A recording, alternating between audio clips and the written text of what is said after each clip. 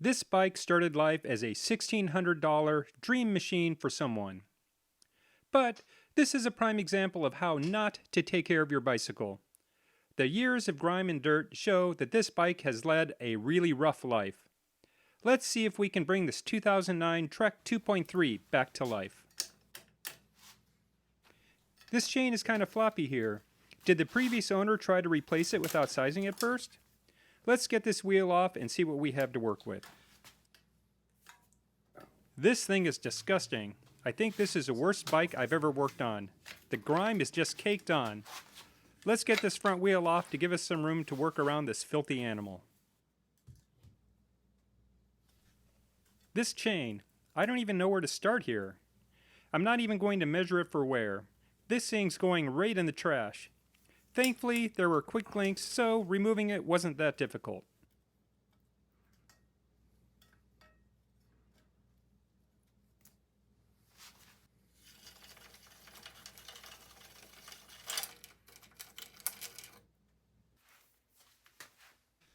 With the chain out of the way, we can start by removing the rear derailleur. I'll first cut the cable and slide it along with the housing out of the way. Next, I'll use my 5mm Allen key and unscrew the derailleur from the bike. This thing is caked with grease and grime. I'm not sure where the grime stops and the derailleur starts.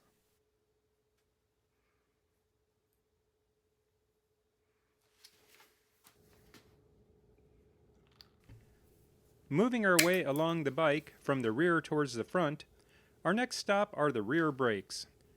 I first snip the cable end off, loosen the anchor bolt, and free the brake cable. Next, I unscrew the bolt holding the rear brake to the frame.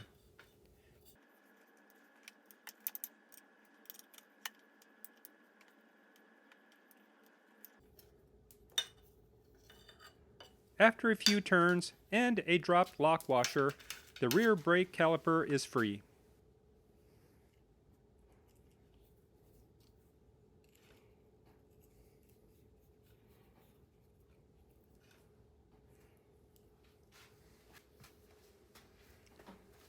On to our next stop at the center of the bike, the front derailleur. I'll start by snipping the cable end off and loosening the anchor bolt, freeing the shift cable.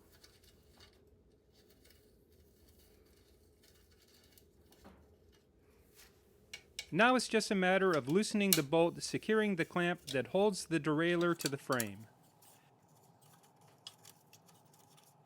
After a few turns, it's free.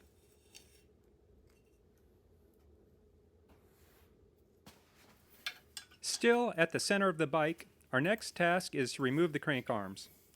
I'll start on the non-drive side by loosening the pinch bolts that clamp the arm to the spindle. I'll alternate sides until the bolts are loose.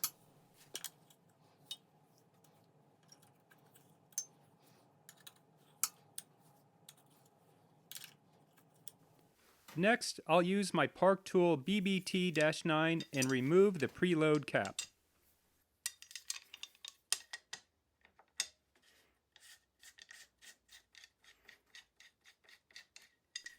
Next, I'll slide the safety clip out of the way.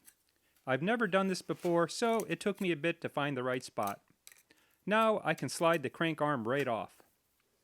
Lastly, I can pull the drive side out with just a little effort.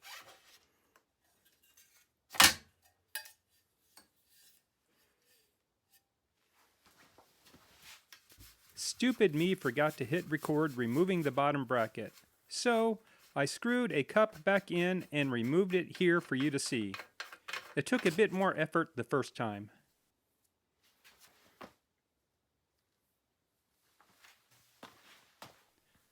Now at the front of the bike, we can remove the front brake caliper. Like with the rear caliper, I first snip the cable end off and then loosen the anchor bolt, freeing the brake cable. Next, I unscrew the bolt holding the brake caliper to the fork.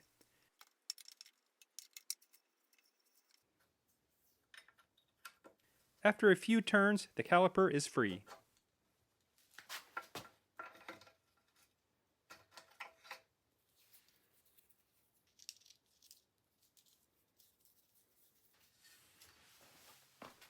Next on the docket, removing the handlebars. I'll start by unscrewing the bolt that holds the top cap in place. Then remove the top cap itself.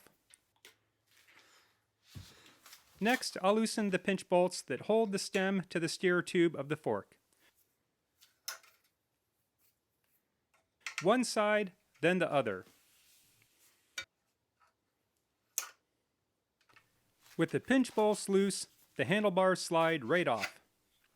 Here we see a remnant of this bike's past life. This green band is a RAGBRAI pass from 2014. So this bike has made the trip across Iowa at least once in its life. With the handlebars out of the way, we can now remove the fork and headset bearings. I'll start by removing these spacers and then slide the fork right out of the head tube. This exposes the headset bearings. The top bearing is easily removed, but the bottom bearing needs a little bit of persuasion. In the end, it's removed and the bike is almost stripped bare.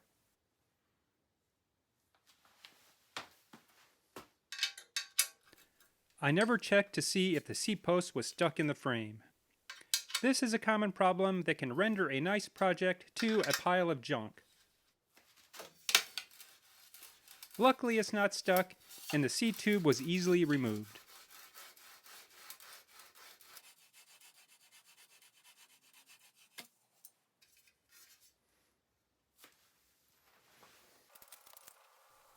It's time to declutter the handlebars and remove this old nasty bar tape. I'm really not a fan of cell phone holders or bike computers, so they have to go. A razor blade and some patience make quick work of the well-worn bar tape.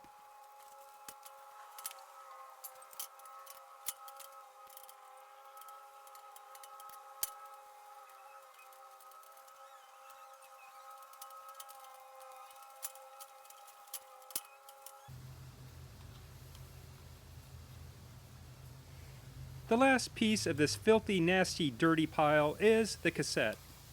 It's hard to tell, but under all of that nasty, filthy grime is a really shiny cassette. You would think that the finish was dull, but it's not.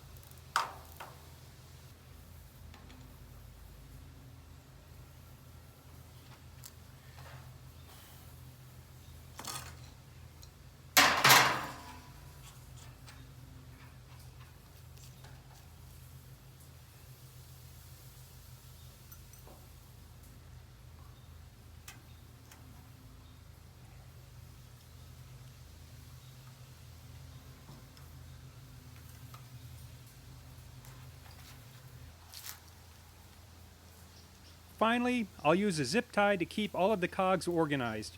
I'm looking forward to the transformation as I clean this filthy bike. If you made it this far, you're a true champion. If you enjoyed this video, show that thumbs up button some love and subscribe for more bicycle restoration content.